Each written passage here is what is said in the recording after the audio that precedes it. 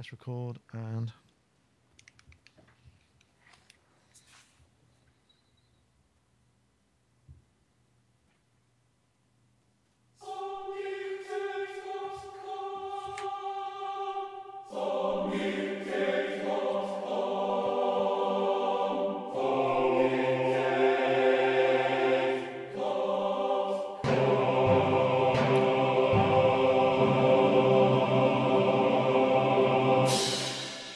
Hello, everybody. Welcome to another Sonic Talk number. Oh, that's not 290. It should be 297. I'm going to take that away because it's wrong. 297. The first of the year of 2013. Had a great Christmas break and a New Year. Happy New Year to everybody who's watching. Got the live chat room, sonicstate.com/live, although it's 297.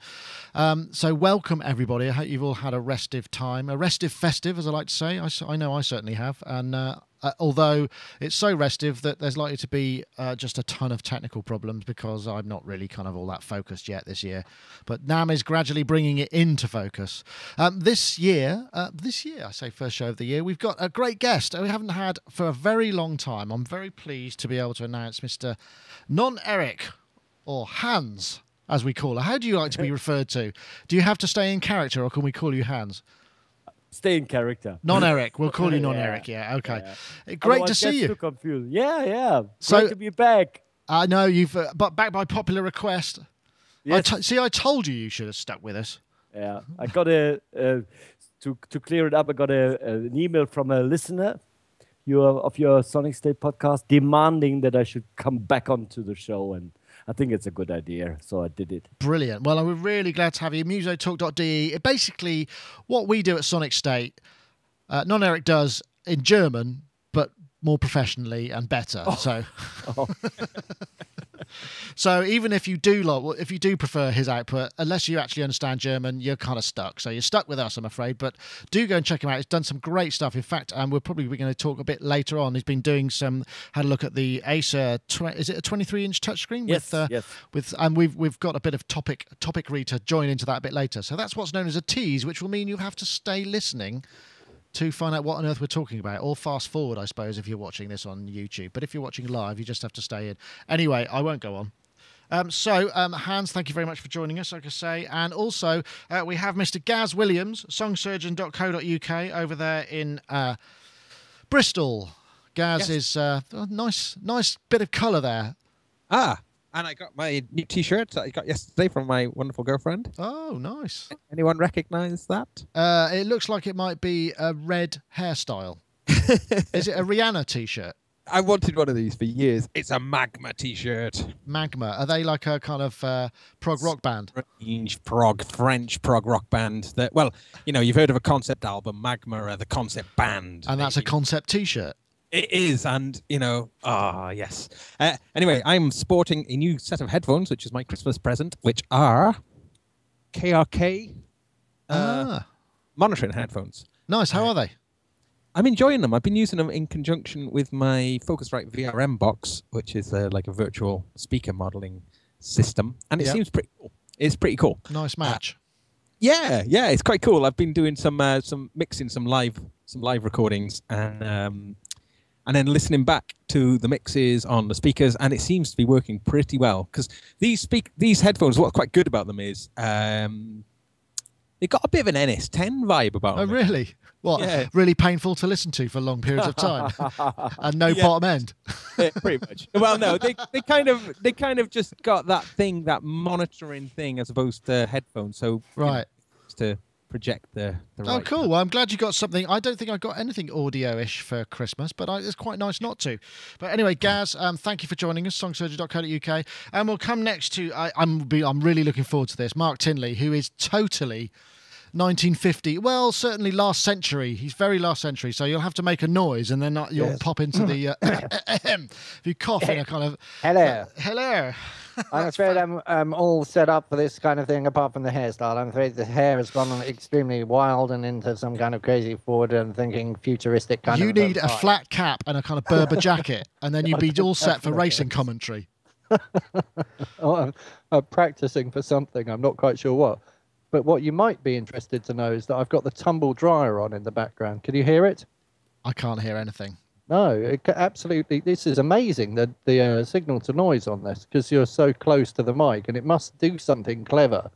Well, it's the rejection, isn't it? I mean, so that is an old BBC. It's a Coles, which used to be owned by BBC or is owned by BBC. Oh, I don't know. I think they did. And it's a ribbon mic that is actually they used for commentary, radio commentary, and also TV commentary, racing commentary. I mean, they don't use them anymore, but they're still. It's a ribbon mic, which is unusual for ribbon because you're really close to it. So it's obviously very well padded. Because obviously, if you blew on a ribbon mic or breathed on it a lot, the ribbon would rot.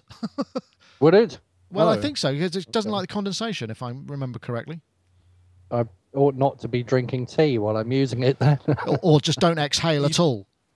You know that thing, though, you do have to be careful about with the Coles. They're so delicate, they're just even swishing them through the air can pop the ribbon. So. Yeah. Really? Well, it's not those, though. I mean, this is designed for... No, I don't think this one. I looked this up on the internet, and after I bought it, and it said you can use it in a 20-mile-an-hour wind with no noise problems. And if you use it in a 40-mile-an-hour wind, you have to fit the additional wind screen or wind. So that's when you want to use it for that thing where you're standing on top of an aeroplane doing stunts and you want to do your own commentary at the same time. You could use that for... I could try that, yeah. What's it actually called then? What model of mic is it? It's a Coles 4104 lip mic. Lip mic, yeah, and the chat room been asking, is it really designed to be used so close? Yes, and it is. I mean, that's exactly what it's for rejection. It's for very loud. If you're surrounded by an enormous, you're going the wrong way. That's it. If you're surrounded by an enormous crowd making a lot of racket, then that will basically reject all of them and just keep, Yeah, the BBC called Mark. Can you do the Chelsea? Can you do the Chelsea versus Swansea game tonight? They want to know. I mean, the thing on that little weird thing on the top there is literally you rest that against your top lip, and then it has a screen on the top here which takes some of the sound of your nose in through the top of it, and the main voice is going into. So it's actually what's the word? Acousto-mechanically modelled. And also, I suppose if you were to take snuff, you could just leave a little bit on the top there and kind of occasionally just sort of or something else. Yeah. It is a little known thing about that. It is a little known thing about just how much tone comes out of your nose. Oh, it's quite interesting when you're singing. If you actually lift your microphone above your nose and sing, the tone of your voice is so different from if it's below. Interesting. I find the tone of my nose is very different. I mean, as you can tell, it contributes a lot to the sound of my voice. So if I move it like that, but I'm going off axis, so that won't work. Anyway, we've still got another guest to introduce. Anyway, thanks, Mark. Let's say hello to Dave Spears, GeForceSoftware.com, who's there with his lovely bank of synthesizers behind him. He'll have to talk, otherwise we won't ever see him. I was just looking at Mark, thinking, first of all, at some point during today's podcast, he's going to have to say, and they're coming up to the final furlong, and it's Broomy Bank. But then it suddenly struck me, looking at Mark, that, do you remember that Mel Brooks film, The Producers? The slightly camp Hitler. Yeah. Springtime for Hitler, I think it was. Yeah. Springtime, yeah. It reminds. So don't sing that. The mic was constructed. So you with can this talk, in mind. Yeah, the blitz in mind. Right, I'm going to have to stop this. I'm getting into all sorts of unfamiliar... I don't know whether this is politically correct or not, having an actual bona fide German on the panel. I just don't go there. I don't know what to do. I'm confused. Incidentally, it wasn't... The microphone. Those microphones weren't used for the rallies and speeches. They were very old Neumanns. In fact, there was a bottle... microphone which had a very tall sort of housing and then a little thing on the top with a round microphone. That's called the bottle, in case you wanted. In fact, Andy, my partner in crime, who's on the other side of this partition, had an original vintage 1940s bottle that was actually titled the Hitler bottle, because they were fairly sure it was around at the time that a lot of those speeches were made. But then I'm just digging an even deeper hole for myself. So after saying shut up, right, I'm just going to stop now. Should we do a topic? Because for God's sake, I need something to clear the air. So let's start with this one. And assuming it will start. There. This is a nice introduction from Waves. Waves have announced something new. And goodness me, if it's not a blooming synthesizer. Goldfrapp, what did you do with Goldfrapp?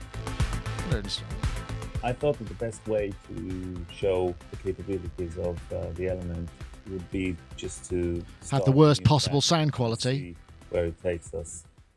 So let's just see how this track is going to come together. I'm just going to start with the initial right, tone. I'm just going to fast forward it. This is basically Yode, I think that's how you pronounce it, putting together a track using Element, which is a new synthesizer from Waves.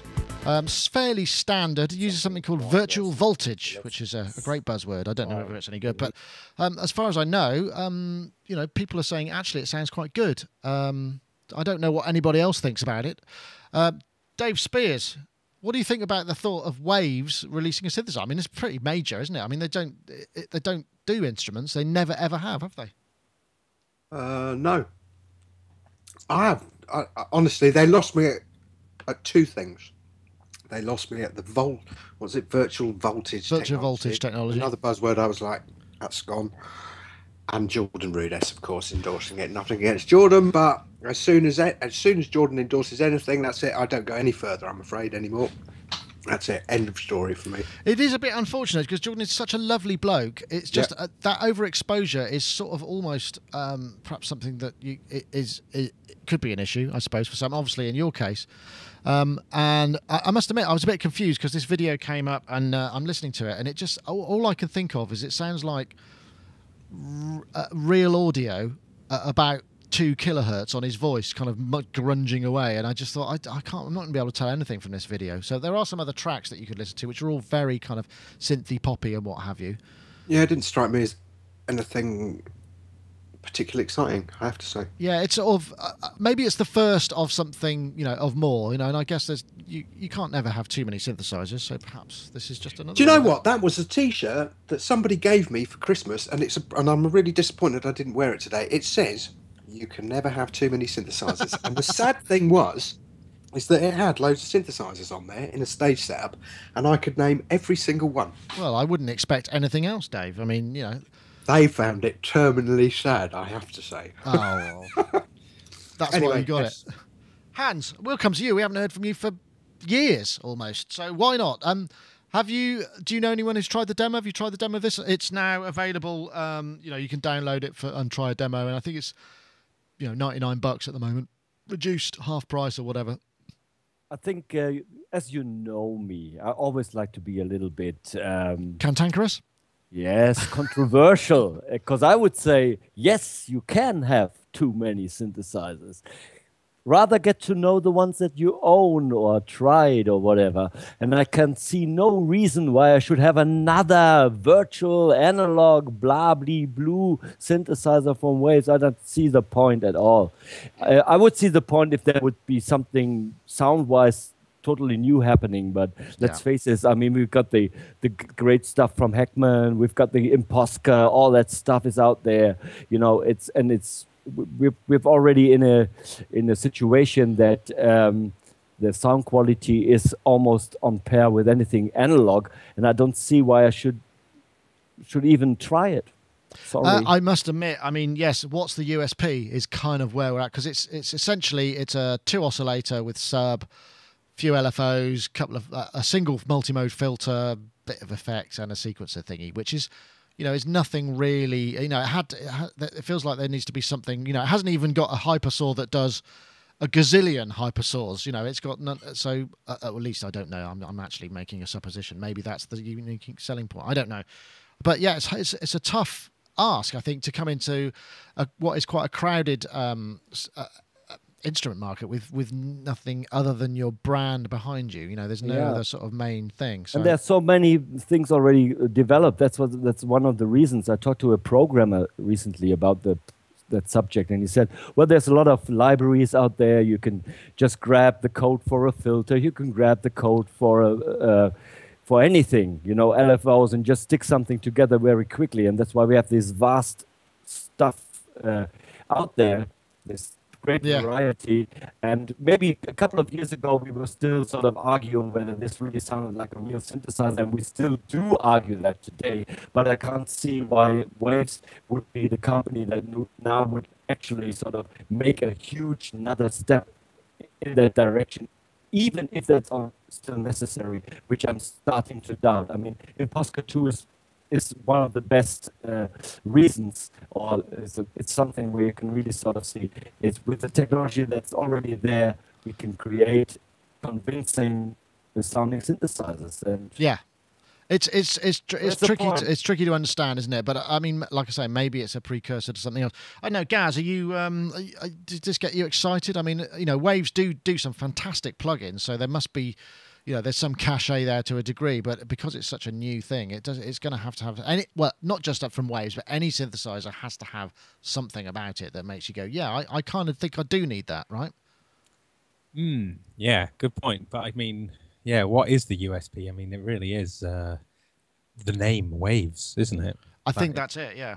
That's it. Many people, I mean, are mentioning that looks very similar to Thor from Reason, and it does. Oh, that's true. Yes, it does a bit, doesn't it? And you know, I mean, it looks pretty decent. Sounds pretty decent. I thought the demo song that he made was not that decent, but kind of demonstrated the synth reasonably well. But you know, it wasn't particularly exciting. Yeah, the whole thing's very dour, isn't it? You know? Yeah, the whole way the video is made is very, very boring. Yes, the video producers amongst us is I was cringing actually. I mean, it's not for the first time in stuff that we'll be showing today, but you know that's just the way it goes. I mean, it's not always easy. I mean, obviously, I'm not exactly sure what Yode's I hope I'm pronouncing his name right. Involvement is, whether he's sort of behind it or he's just endorsing it. I mean, he's a kind of major pop producer, but. Yes, it's not a very interesting or and also, like I said, the audio quality. That's the high quality version I downloaded to check out, and it's you know I don't know what they've done to his voice. He sounds like he's talking through a sock. One thing that is good about it is that you don't need to have an iLock. You can do that. Right, it's native, isn't it, as well? So I'm guessing that's good. I bet we don't know what the CPU. I guess one thing that they might be really good at is CPU optimization and all of that stuff. That's the tricky part of anything, you know, because you can make a synth or a piece of software that on paper or at early stages looks fantastic. Then you've actually got to make it work on anything other than the most powerful unit without using all the CPU, right, Dave?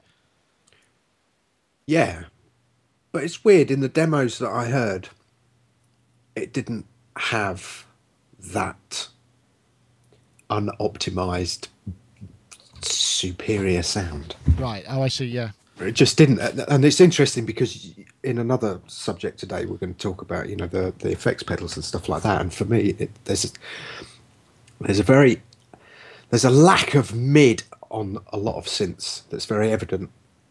They seem to be kind of, you know, high or low, or, you know, it's a combination of the two, but it's that kind of mid-range that's really, to me, seemed to be lacking a little bit. I mean, I guess that's the trick of getting the modelling just right, isn't it? And, you know, it's, like I say, it's early days. But if you're interested, you can get over to Waves and look at page content.asp/ no, it'll be all linked from the main page. There's a couple of demos there and the various selling points, and you can buy it for $99, which is cheap at the moment, and I think it's going to be a couple of hundred when it finally gets going. I'm not entirely sure about that though, so I don't know when that ends, but yeah, worth checking out if you want to. And I don't know what the demo terms are, but you know, people are getting demos, so it's got to be available. I don't know, Mark, what do you think? Are you gonna go and check out the demo, or could you care less? I went to the Waves website because you sent me this email, and by the time I signed in and hiked around my user account for 30 minutes trying to work out how to use it, I completely forgot why I'd gone there. But your email reminded me that on Black Friday, Waves gave away this plugin. And I thought that was a really good thing. And I was kind of thinking, oh, and I didn't actually load that on yet, so I should try and load that on. And I can't make head nor tail of the way their store works. It just doesn't make any sense to me at all. I think I think it's going to force me to upgrade to version 9 before I can use that plugin. Is that right, or version 9 of what? I don't really know. I don't know. Oh. I don't know what's any different to the other thing. It just says download version 9 and install it on this computer, but I have to upgrade to version 9 before I could. But so the plugin they've given me free is a version 9 plugin. Ah, okay. But So it must be the wrapper or something. So everything else I've got is version 8 or version 3. Ah, I see. Yeah. So, yeah, I understand. So, and then I thought, well, where is this synth? And I can't find the download for the demo, so I've kind of given up, I'm afraid. But I think Hans said everything I needed to say as well. I don't need another software synth. But if you do, then go and get it and try it out, because it might just do. I mean, there may be something in it. It's like Massive, Native Instruments Massive has, a very specific sound that only it does, that maybe this will have one of those and someone will discover it and then everyone will want one. And I'm sure the thing is lots of people will end up with it because it'll be bundled in all those kind of, all the plugins you can get from Waves kind of packages that everybody seems to be, the big producers have and what have you, But yeah, not a particularly, not as exciting as I'd hoped for, but good luck to them, is what I can say. Right, let's move on. Can I just ask you one thing, though? Do you think that Massive has its own distinctive sound, or just makes it very easy for people to make sounds that have that distinctive sound? I think possibly a bit of both. It's geared towards them making sounds in that particular style or genre. Yeah, maybe. Dubstep baby, isn't it? The dubstep baby, yeah. I can't answer that because I don't own Massive, so I haven't tried it. So I'm just saying, I have no first-hand knowledge of it, but I mean, it is the synth that a lot of people reach for that kind of, the wurb or the sync bass kind of sound. Right. Oh, don't matter. I was just going to say, I think though, if you do go through the presets of Massive, you do notice something that does sound like Massive. Oh, okay. So, yeah, I think there is something going on, but it is quite complex. Massive. You can go, it's a much more complex synth than this Element one. So, yeah. All right then. So you can download a demo of either of those, I no doubt. So make your choice. Right. Now this was the next one, and this is kind of a bit more of a broader subject because I know Hans has kind of got a lot to offer to this, hopefully. So let me just press play and see what happens. Touch adds a whole new dimension to Skylight, including new touch gestures in the track view. We're so used to mobile devices with touchscreens like phones, scripted, and music I think so, that have familiar gestures like pinch to zoom, swipe to scroll. Sonar's pinch to zoom works both horizontally and vertically. This lets you zoom in to a particular track or a certain part of the project very quickly. And we added familiar swiping gestures to scroll the project left and right and also scroll through tracks. Touch also works great with the rest of Skylight. Windows can be docked on either side of the screen and can be dropped into the multi-dock as well. Even the control bar can be docked at the top or bottom of the workspace. Like rearranging tiles or widgets on your favorite smartphone or tablet, Touch adds that hands-on dimension to Skylight. Oh, what a beautifully wrapped up and complete video trailer for a feature. That was, but what's interesting about this is Cakewalk Sonar X2 with touch kind of capability, and we're starting to see this. And I mean, that big screen with the kind of pinch and zoom. I'm sort of thinking, actually, yeah, that really does make a lot of sense for those very fast manipulation of large, moving around the workspace rather than for the macro stuff to be able to do these things. And it sounds quite. I mean, it's nice that they've made the effort to introduce this, presumably as part of Windows 8. The problem is obviously the video looks lovely, but it's a bunch of developers talking about it, and and they're all reading off of auto cue or something. It's auto cue, yeah. It just seems it's just shame that they couldn't get them to be natural. But I'm just criticising the production values, which is really probably neither here nor there. Which we shouldn't do, right? No, of course not. Hans, I mean, the touch thing is quite a big deal now. I mean, you've reviewed, was it the Acer touchscreen, haven't you? The Acer TR. Well, maybe we'll come back to that in a sec. And again, that's a sort of double tease. But the thing that I find interesting about this whole touch idea is that the idea of it is fantastic and it's really compelling. But then I was thinking, well, hold on a minute. How actually will I be able to use that realistically? Because if you think, I've either got the laptop up in front of me, which I'm going to poke and it'll move a bit and it's going to be a bit uncomfortable for me to be accurate, or I'm going to have it down flat like this, which is going to be great. But then I'm going to be looking down the whole time, and I've spent, you know, a lot of money on having my neck fixed because I've had my laptop too low, and I've been looking down at it, and in front of me it's going to be even lower. So yeah, 2 or 3 years of using this is going to result in loads of surgery for people, I reckon.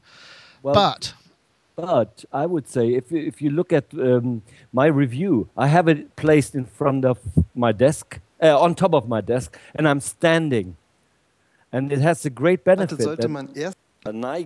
I'm just looking at it now. Hold on, if I come to that. Aber eben, und das ist ja das absolut Geniale, so it's flach not playing in the speed I would hope it to. There we go. Dass man den All right, so you can ich lasse ihn jetzt hier stehen, damit man den schön abfilmen kann. tip it over. Kann man den hier jetzt hinstellen, hat die beiden Boxen da und das leidige Problem nicht mehr. That's something that didn't work out in the way that I'd hoped for. For some reason, the video's not updating on my screen capture. But so.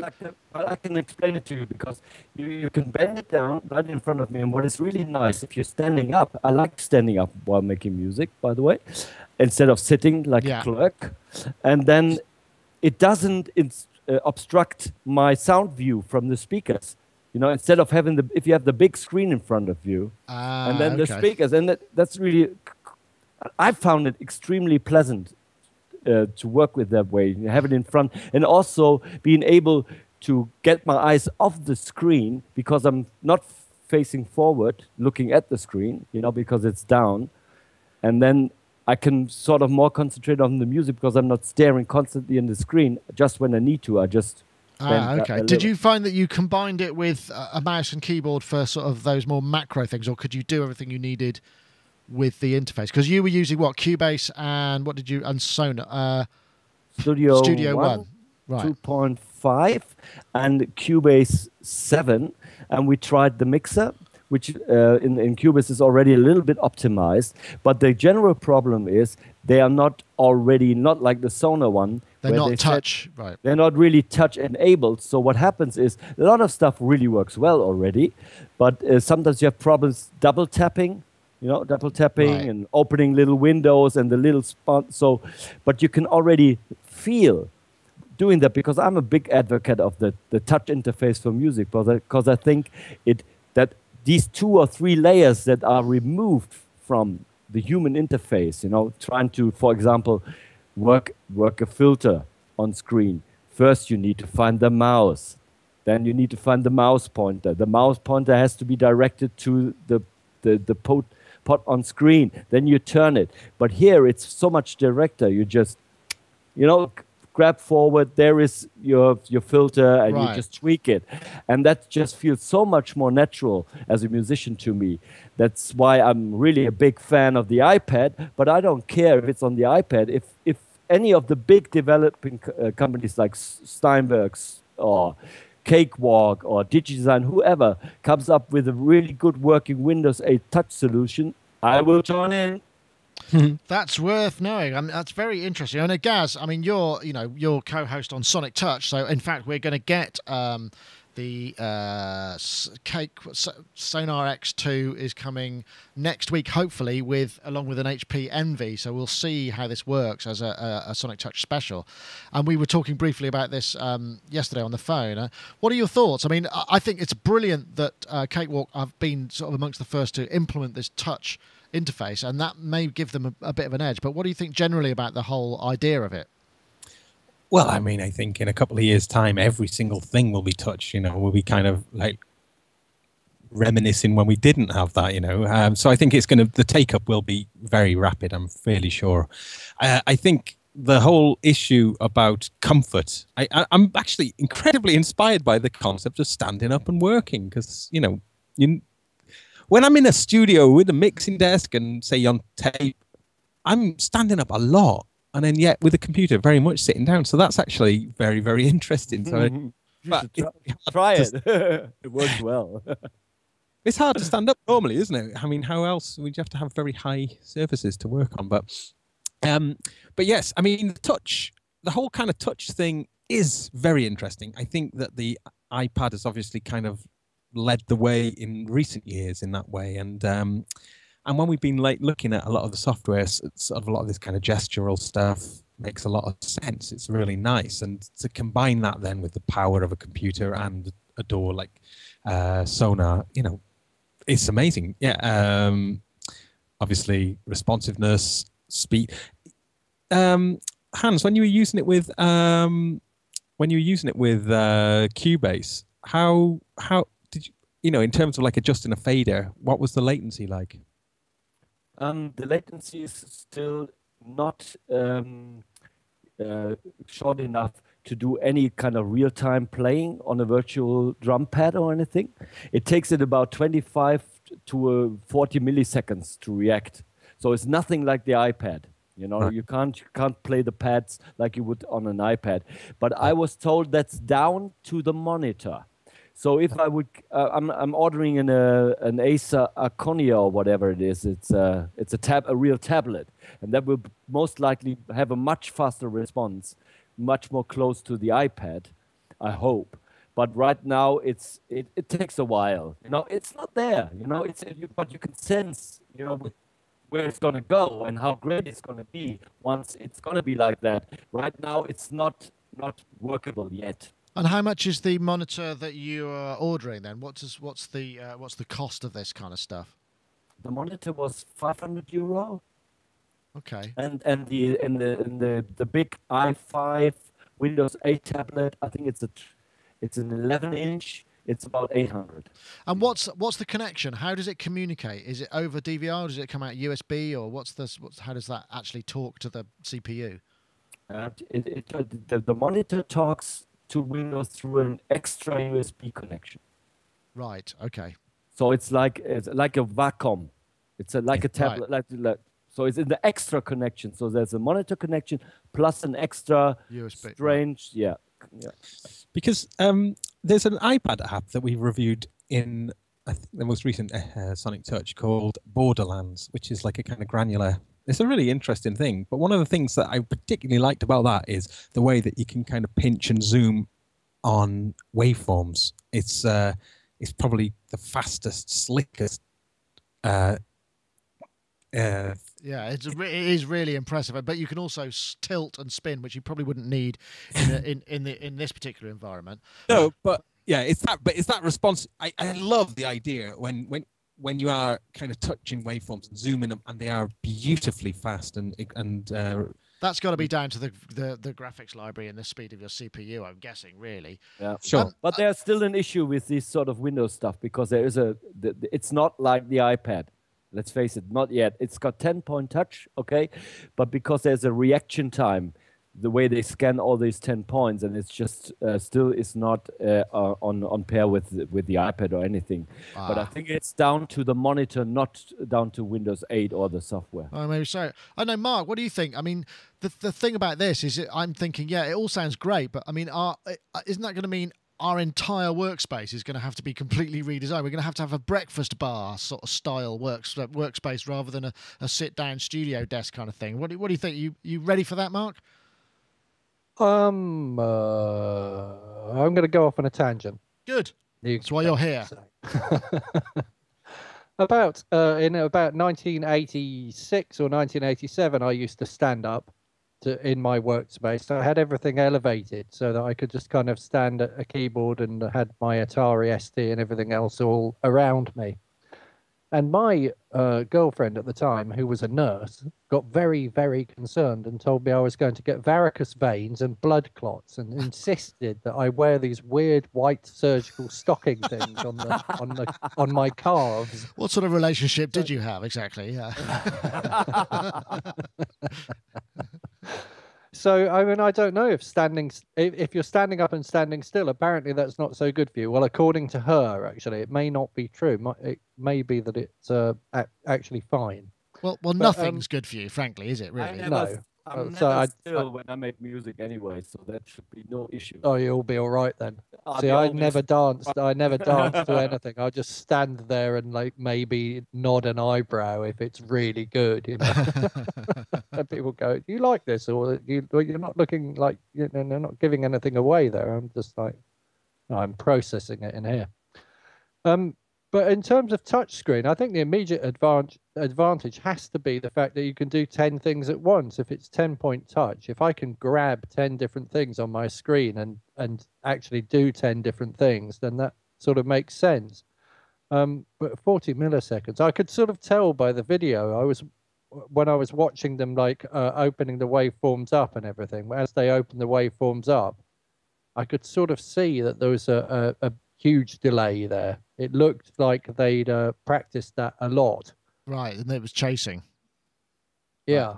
Right. Yeah. I think the interesting thing would be, I mean, obviously 10-point touch is fantastic, but we're used to having some sort of tactile feedback. So we're gonna, you know, like those kind of things that you put over keyboards in bars and things to stop, you know. So you get this kind of like floppy rubberized layout, so you can kind of go blop, and it gives you a load of buttons that will work on a part of the screen. You know, I could see that, so you'd actually feel, because just looking visually at a point on the screen, say you've got 3 fingers, you've got no idea whether you're really inside or outside the target area at any particular time. And if you're kind of lost in music trying to kind of, you could have, you know, your finger could be completely somewhere else. So I think that I don't know whether I might be over egging that a little bit. No, Nick, you got that's the biggest drawback actually using touch, is that if you have a fader in front of you or a keyboard or knobs, obviously you don't have to look down. Where are they? But with touch, that's the biggest drawback for me, is that I always need to locate the element. I can't just, you know, fiddle away, do this, you know, staring up or doing things. And that's really is something that's lost. So you, for that kind of stuff. So I could see there be a textured monitor overlays. I can see there be a market for them. That's an interesting idea. I'm not coming from that. I'm not coming from that space. I'm not coming from a space of having any knobs left to grab hold of. I've literally got everything in a Mac Mini and a computer keyboard in front of that, and a mouse, and then a MIDI keyboard to sort of play things in, or a MIDI guitar if I want to play things in. So I'm coming from, like, I want to move away from having an ASCII keyboard and a mouse and back towards being able to do more things at once rather than just grab one knob with the mouse. I think I think that's got that's a very valid point. Dave Spears. Sorry, Dave, can I just come to you a sec? Have you experienced any of this touch stuff? I mean, presumably as a developer, you know, people have been showing you this kind of check this Windows RT and all that kind of stuff, and obviously, you know, there are ramifications from a coding point of view, but from a user point of view, does it excite you? It's really hilarious. What's funny is that as you guys were talking about that, I had one ear open, but I got an email pointing me to an eBay auction for a SSL Matrix desk, which is obviously a completely benobbed desk. And I was looking at that going, oh yeah, whilst listening to, you know, Hans and Gaz and Mark talk about this idea of standing, which I think is actually reasonably important. I mean, I do stupid hours at the computer, and I've definitely, you know, done some long-term damage to my shoulder, which, you know, like last year or year before or whatever it was, I tore a load of muscles in there, but that was really caused by sitting at a computer for an inordinate length of time. At the minute I'm doing a lot of work from home on the laptop, and the transition between mouse and trackpad I find really intensely annoying. So I do like this idea of standing, and I like this idea, like Gaz was saying, this idea of being able to kind of zoom in. But the truth is, the latency for me is everything. And that's why I've got a room full of this old tat, is that the idea of just being able to kind of grab a knob, turn it, and get that physical tactile feedback is really important, I think, for the creative process. And I know that there's a company in Cambridge who are making like stick-on knobs. Oh yes, didn't we talk about this? I think we did a while ago. The idea you stick something on and then it just has some sort, and you turn it and you can put it over an element on the screen and it will just control it. Yeah, I think in some ways that's not a bad idea, but maybe I was talking about this idea of having points on a screen, so you can just have a knob. So you create effectively. Sorry, I'll make myself larger. You create a macro, so you go right, this one, and this one. Here's my knob. That's the value I want. It's real-time dynamic allocation of controllers, and you can maybe have 4 or 5 of these knobs, or a button and a knob. So you can use one hand to actually physically control, and the other hand to kind of decide what you want them to be controlling. I mean, I know it's another layer of complexity, but it might be actually quite instinctive, maybe. I know. I did an experiment here with my MS-20 and the SQ10, and I had side by side my iPad with the IMS-20. And all I wanted to find out is, will it be more fun on the real hardware than versus the iPad? Because I played around with the Korg analog suite or whatever it was called years ago, and it didn't really convince me, the MS-20 emulation in there. But at the end of a couple of hours playing around with both systems, I figured I had as much fun with the iPad as with the hardware, because although I agreed to Dave, yes, a knob, a tactile thing, that's what we want, the touch gets you a lot closer than using a mouse and a keyboard, let's face it. Well, it's interesting. I like the idea of both, I think. So, you know, that'd be... just in, quickly, I just got this in from Moog. Next from Moog, this is, announced at NAMM. It's going to be some kind of little synth by the looks of things, which has got a kind of back panel that's going up in the sort of mini Moog, jaunty mini Moog angle. So we'll hopefully get to see that. In fact, we have... green. Are we doing NAMM rumors today? No, we're not. This just literally came in while I was... no, NAMM rumors I think we're going to do next week, because that's the last show before NAMM. But yeah, but just want to say that we are actually going to be... I better do an ad, actually. I suddenly realised that we haven't do that. So I'll do the ad, and then we'll come back to perhaps another something else. So talk amongst yourselves.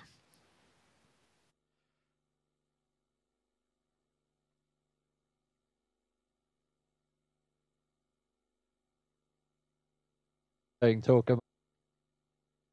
Right, so I'm just waiting for the ad to actually play. I don't know where it's gone. Hello.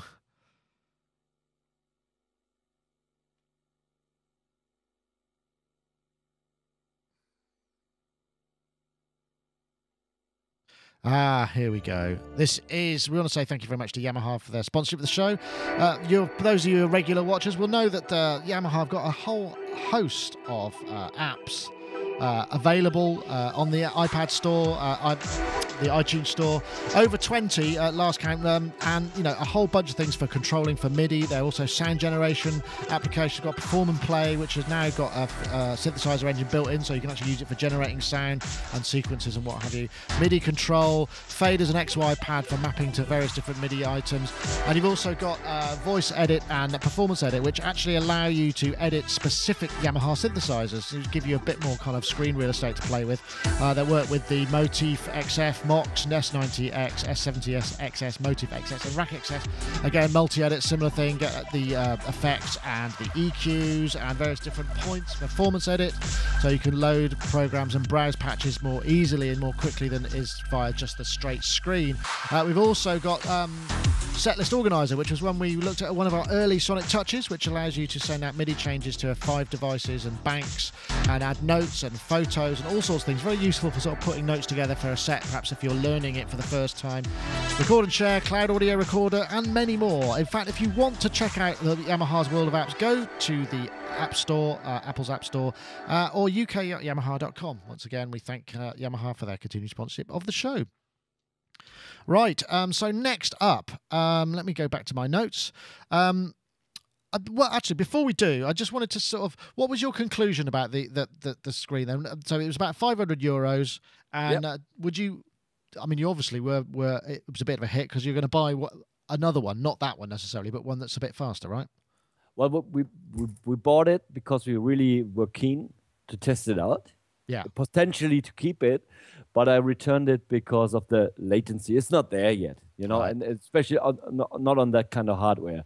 But it's just basically, I have a lot of discussions on my side, you know, whether I'm an Apple fanboy because I'm always talking about the iPad and the touch interface and blah, blah, blah.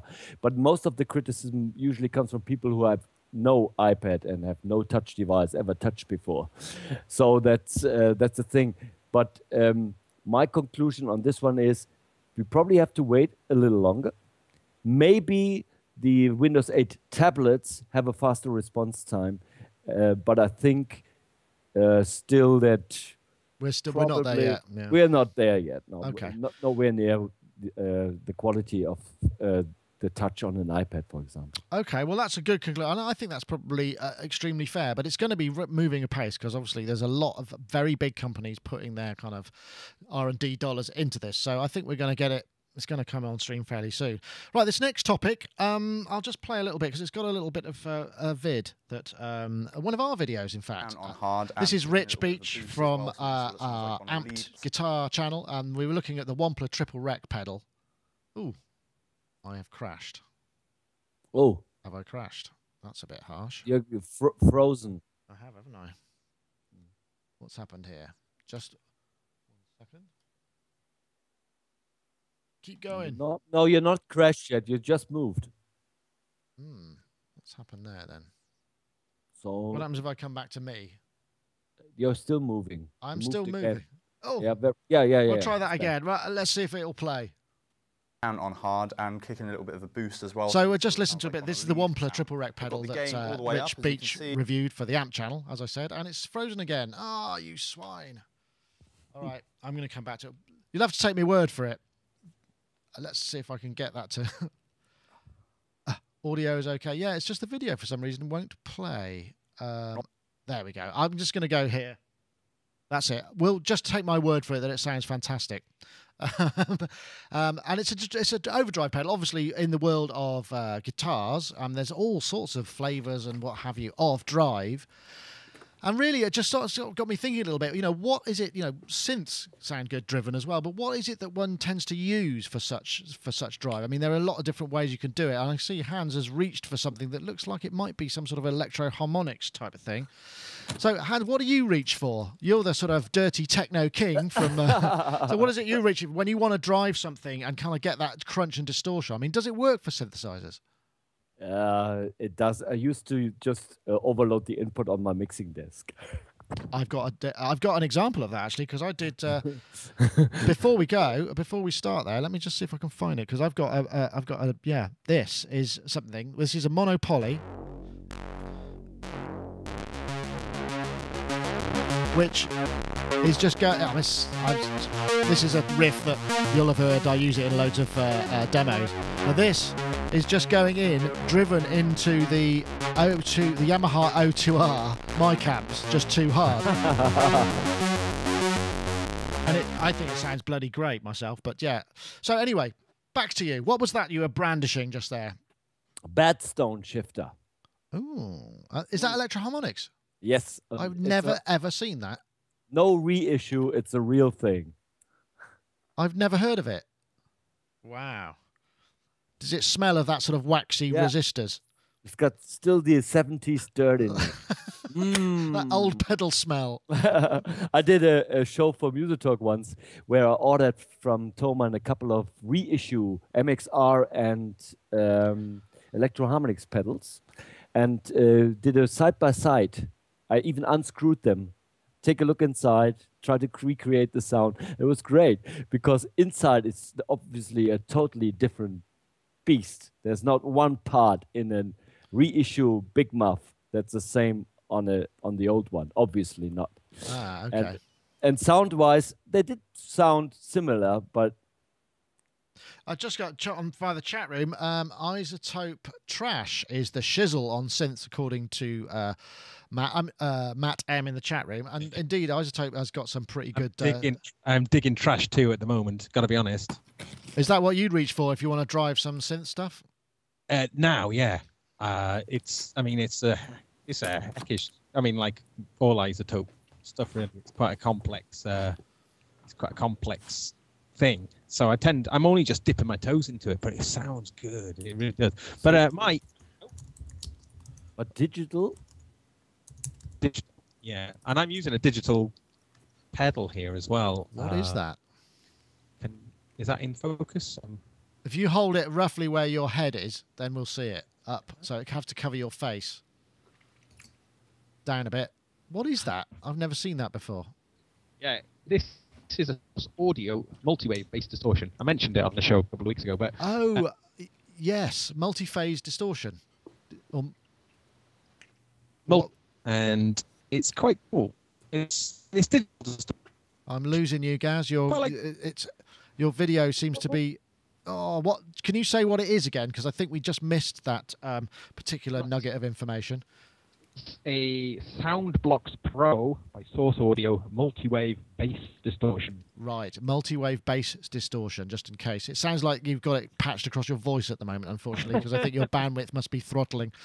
Yeah, but yeah, I haven't tried it with any synths yet, but I think it's quite an interesting one, because the thing about multi-band distortion is it avoids intermodulation. So, like if you play chords, normally, if all those notes are distorted, then you get all this kind of beating of, you get that weird third major minor sort of oscillation going on that sounds a bit nasty.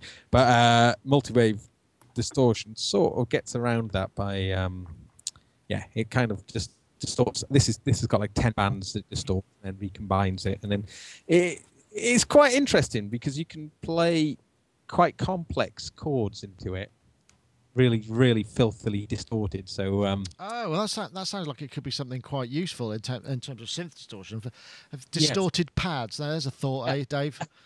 Yeah. What do you use when you want that to happen on your electronic instruments? Actually, it's funny. Trash has always been a little bit of one of my little secret weapons. In terms of real old, I've got a couple of old Electro Harmonix pedals, but a mate brought round some Love Tone pedals, which were made just down the road here, and they had a thing called Brown Sauce, I remember, which I just really loved because, again, it had that kind of throaty, very mid-range, throaty, gnarly. I got to say, Richie's guitar playing on that, I mean, because I was like, oh, a guitar. How interesting. But he made that demo for me. His playing was awesome, and he could just characterize all of those styles. Yeah, no, and that is an awesome sounding effect pedal. And the thing about that, I unfortunately I can't play that video, but it sounds absolutely fantastic. It's just going through. It was a totally clean, really quiet setting Vox Bruno amp, and this Triple Wreck Wampler is like a rectifier distortion.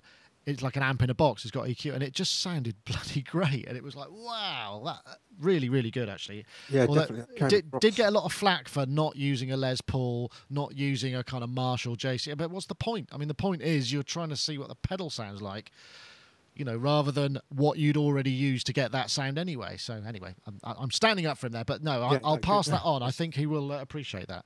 So definitely. Mark, I know you're a guitarist. What do you do when you want to drive synthesizers and what have you? I use Line 6. Okay, no, that's for synths. I did have lots of, for synths and for guitars. I did have lots of distortion things, and really the difference between the pedals that I'd got and the trouble it took to pull them out and plug them in. I had this Marshall thing with loads of tone controls on it. I've forgotten what it was called now. The Governor, I think. The Mark 1, before they started making them in China. And there's another thing, you see. Marshall have made this pedal for years and years and years, but the early ones, which say made in England on the bottom of them and have an early serial number, sound totally different to the later ones. I mean, I just find all of that software stuff does it close enough that it sort of works well enough for what I want to do with it. So I've been selling off my guitar pedals and getting rid of all that sort of stuff and just simplifying everything and doing it all in the computer. I do have a criticism. Okay. And that is, or maybe I've misunderstood this, but if a pedal is an amp in a box, why do you have to plug it into an amp? Well, it's just the preamp part. It doesn't have the power amp and that side of things. So it's just the sort of front end part of it. That's the kind of idea, I think. And there's quite a lot of these sort of coming along now. Really, it's just the idea of giving you that flavour of the sound. The other thing I noticed is that I could hear all the plectrum noise and on the strings in that video. Now I don't know if that's a good thing or a bad thing, because I don't know if I could hear plectrum noise because I was picking it up from his voice mic. I usually mute his. Well, it's a ribbon mic that we use in the room, and so the amp wasn't incredibly loud, so it may well have been picking it up out of the back of it. That's a possibility. Now, if that amp wasn't incredibly loud and it sounded like that, then that means there's something really impressive going on in that box, because all of those tones, the 70s kind of tones that he was going through, were so like Mick Ronson style tones, and they sounded so. I just wanted to sort of be in a band again, if you know what I mean. It had that kind of Slade T-Rexy kind of feel when he went through all the, you know, the less harsh tones. Yeah.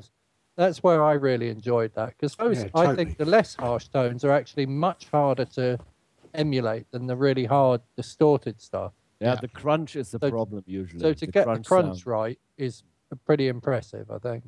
Yeah, and I think that it did manage that, but also it was just hilarious when he kind of pressed the as an extra boost, and it just sort of goes. It just does that. It turns into a fuzz pedal. It's just hilarious. It makes you kind of like chuckle, you know. Yeah, but even more. I give him top marks for using a Gretsch as well, because I love Gretches. I think they're brilliant. Oh, good. Well, I'll pass that on to him. He may indeed, you never know. He might watch this one day, and I'll tell him he should, because he's and he can polish his fingernails while he watches and feel like he's done a good job, which he has. Okay, excuse me. So we're talking, so we've basically got isotope trash, your electroharmonics. What was it? Electroharmonics. What was it called? Oh, I can't hear you. You've muted. Your battery's run out on your radio pack. And anyway, well, I was going to do a round of that, but I think I'll pass that. I'll pass on that one. And we should probably say, what's the time now? It's 5:05. Okay, we got a couple of funnies to do as well, because there was something that came through which has actually proved incredibly difficult to track down on YouTube. I posted a story about this on Sunday night, and the video got taken down. Then I found it again and and that got taken down. And now I finally found it again. Hopefully this will play. So this is the one that's the sort of the funny kind of end it on a high note. 1, 2, 3, check.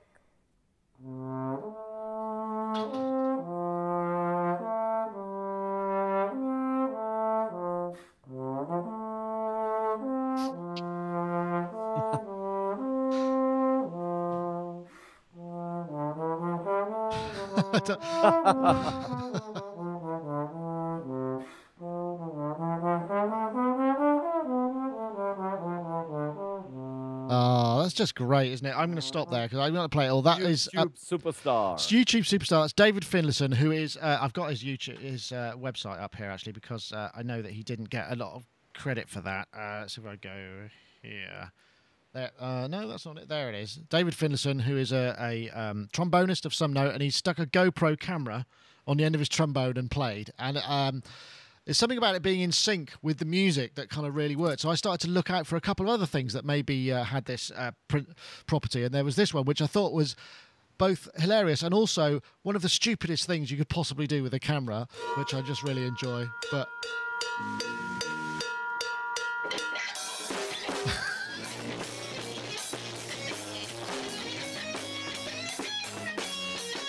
Oh, I won't play anymore. That's by a band called the Narcoleptic Pilots. I'm guessing at the time of posting were sort of young teenagers. But I know I'll stick a camera on the end of my drumstick.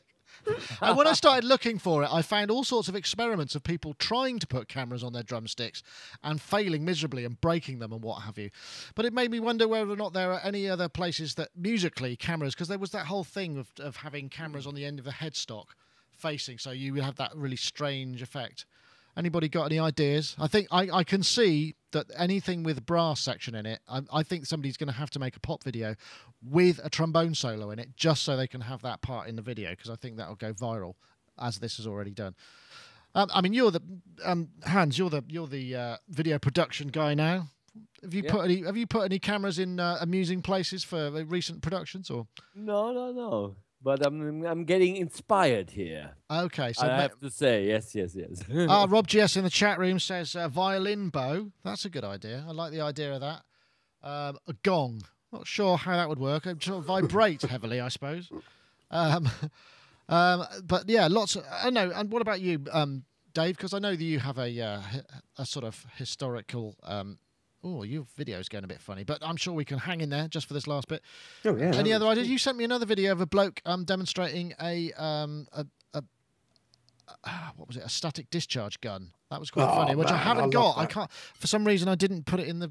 I haven't got any spare video slots, which is a bit of a shame. So, unfortunately, I haven't had the opportunity to do that. But the possibilities are endless, right? Yeah, although I just like the combination of the trombone sound and that guy's face. Chris said when I sent it to him, he said, looked like a demented rodent. It's the way, what it is also the way that it kind of, the wide angleness changes. Yeah, so his I love eyes it. kind of like poke out and come back in again, and the shape of one of them changes a bit. It's just very comedic, isn't it? But you can imagine you want a few more sort of of those in there, possibly. Fantastic. Be awesome. Gaz, you've done some videos. Where's the funniest place you put a camera? Oh, hold on, that we can broadcast. Oh gosh, no, I can't think of anything particularly, but something that I've been using my iPhone a lot as a camera, and I've got a little thing that helps it mount onto a mic stand. But I got this recently, which is it's an iPhone, and it's a case, and it's magnetic, so you can actually. What could possibly go wrong? That's a good idea, though. You can stick it to things. So like when you're filming on it, like you can stick it to the fridge, or you can stick it. Oops, I can't seem to hold that into the screen. Oh, there we go. That's just a kind of service all. Oh yeah, no, I see. That's cool. We've got there's a couple in the chat room actually. There's hold on, if I can press the right button. How about hanging a camera from Jordan Rudess's beard? Nice idea. I'm liking the sound of that. Apparently, Mark King, Rob the Failed Muso, had one strapped to his bass so you could see the speed of his thumb. Turntable. Yes, I've seen one on turntable. Conductor stick. Yes, there's a few good ideas there, definitely.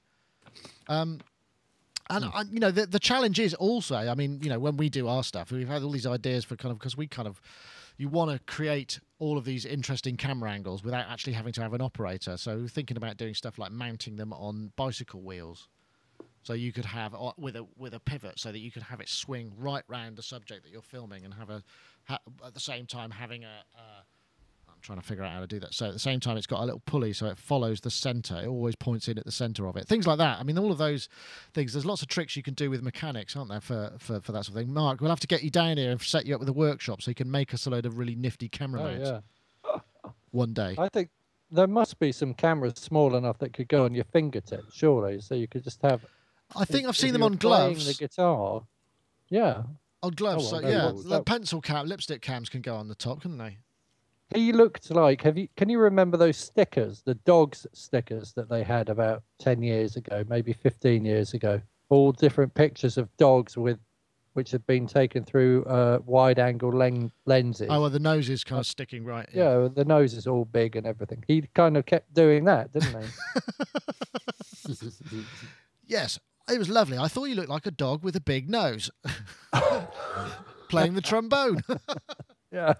Great though. I mean, there's a brilliant bit of viral stuff. I mean, some of the channels that I was watching it on, it got like tens of thousands of video views. So really good stuff. Sometimes that makes me feel really bad, Nick. What do you mean? Well, when you have these cats opening doors with more views than we have with our casts, Well, yeah, there is that. Without fail, it makes me feel bad. But we've always got the opportunity, maybe on the when we've got downtime, to film things that are, shall we say, more popular. If you get my drift. Yeah. I get it. Yeah. I haven't resorted to that yet. I'm hoping we never have to. But well, just a bit of fun, really. And I guess it's kind of bringing us to the end of the show. So next week we'll do some NAMM rumours. But before we go, we're going to be doing some stuff with Presonus, which I wanted to trail. Presonus Live. They've got their channel. If you go to, it's not that button, it's this button, and it's not ready yet either. That's presonus.com/videos/Presonus Live. It should be there now. There we go. Offline. But we're going to be every morning at 9:45 Pacific time. We'll be doing a little sort of Sonic State segment roundup, kind of what we've discovered at the show, and that's going to be part of a sort of general kind of Presonus. In partnership with Presonus for the NAMM show. So I'm looking forward to that. I'm actually also really terrified of having to do some live stuff. But I'm glad it's in the morning. They were talking about doing it in the evening. I said, there's no way I could do it at the end of a day of NAMM because I'll be so fried. I'll just be unable to concentrate and won't be able to remember anything. So hopefully 9:45, that's going to be Thursday morning, Friday morning, Saturday morning during NAMM. So hopefully we'll be able to see, you'll be able to get a little flavour of it. And Rich, who was featured in that video, will also be joining us doing a bit of guitar angle roundup stuff. There might be the odd bit of exclusive video if we get in there as well. So that's the idea. So I want to say thanks to them for helping us out there. And in the meantime, we're going to come back and say goodbye to everybody. Hans, it's been an absolute pleasure having you again. I do hope we can talk you into it on a more regular or semi-regular, at least, basis, because it's always good to have you aboard. And as I said, you're always welcome and appreciated, and the audience love you. The camera loves you, darling.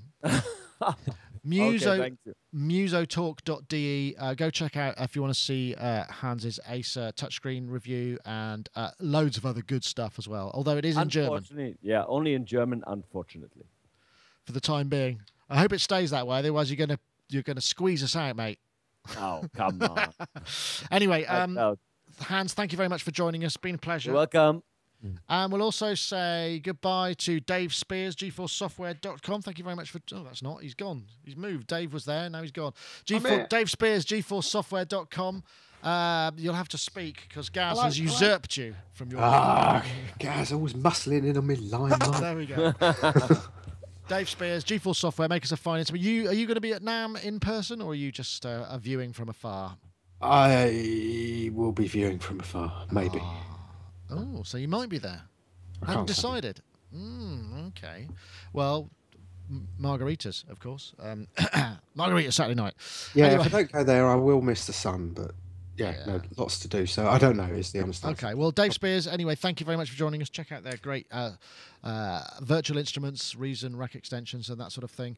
And also, we'll say thank you very much to Mark Tinley in his 1950s equipped microphone and a sort of 1980s headphones there. So, Mark, you'll have to speak again, otherwise you'll be downstairs. Yes. They're coming up to the final final. It's neck and neck with Spears just sneaking up on Hans.